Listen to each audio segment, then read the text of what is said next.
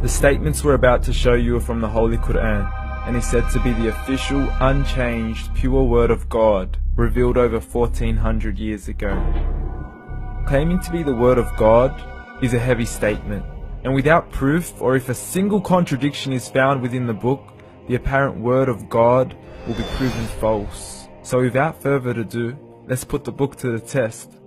In the 23rd chapter, titled The Believers, from the 12th to the 14th verses, God is said to give a detailed description of how the human being is formed. It begins by saying, "We then placed him as a sperm drop in a place of settlement, firmly fixed. Then we made the drop into a alaqa." We will translate this word very soon. "And then we changed the alaqa into a lump. Then we made out of that lump into bones. And then we clothed the bones with flesh. Then we caused him to grow and come into being and attain the definitive human form."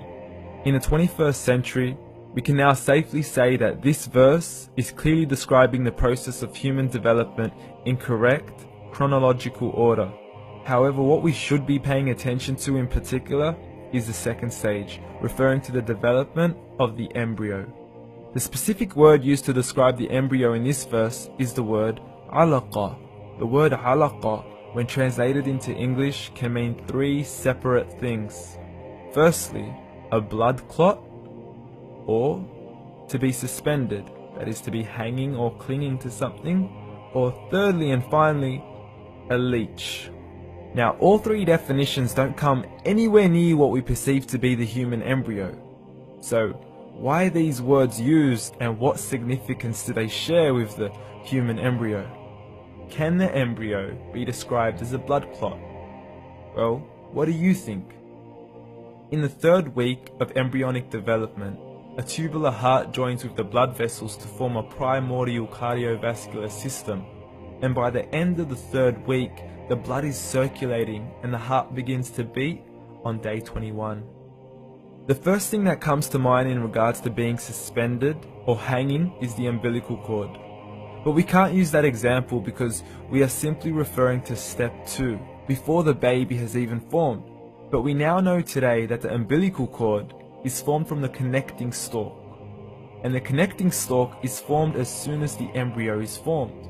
The embryo's connecting stalk has even been described by John Allen and Beverly Kramer as an object to suspend the developing embryo in the extra-embryonic column. So an embryo is suspended and does have a strong resemblance with a blood clot. What on earth would an embryo have to do with a leech? Figure A shows the structure of an embryo at 25 days. Figure B shows a leech. Now please note once again that the embryo in this stage is no greater than the size of a kernel of wheat. This is an X-ray of the embryo at 22 days. This is the internal structure of a leech. It's mind-blowing stuff, but you still haven't seen anything yet. This is the head of the embryo at 22 days. The detail you are seeing right now is absolutely impossible to be seen with the human eye and can only be seen with a microscope. This is the back end of a leech. There's no other words used to describe this other than mind-blowing.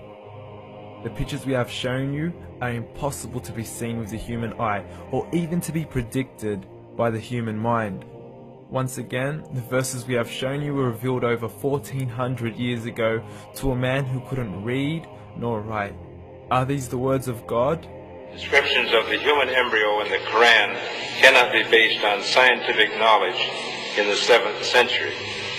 The only reasonable conclusion is that these descriptions were revealed to Muhammad from God, from God, from God, from God, from God.